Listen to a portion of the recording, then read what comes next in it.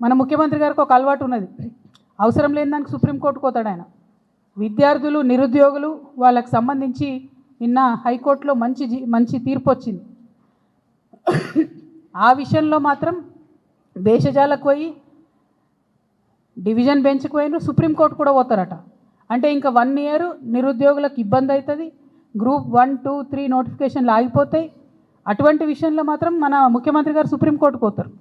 కానీ బీసీల విషయంలో రాష్ట్రపతి దగ్గర బిల్లు పెండింగ్ ఉంది, సుప్రీంకోర్టు కొండని మేము మొత్తుకుంటున్నాం. ఇంతవరకు ఆ విషయంలో సుప్రీంకోర్టు కోలే. బీసీలు ఏమన్నా కానీ, నిరుద్యోగులు ఏమన్నా కానీ ఆయనకు అనవసరం.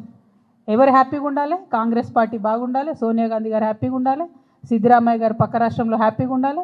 కాబట్టి మన నీళ్ళ విషయంలో సుప్రీంకోర్టుకు పోరు. నేను డిమాండ్ చేస్తూ ఉన్నా, మీ వైఖరిని తెలంగాణ ప్రజలు గమనిస్తూ ఉన్నారు.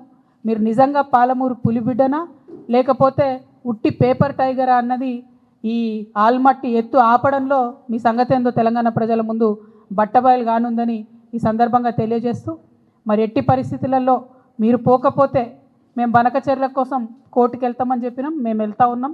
మీరు ఇప్పుడు కూడా సుప్రీంకోర్టులో కేసు అయిపోతే మరి తెలంగాణ జాగృతి నుండి ఖచ్చితంగా మేము ఇంటర్వ్యూని కావాల్సి వస్తుంది.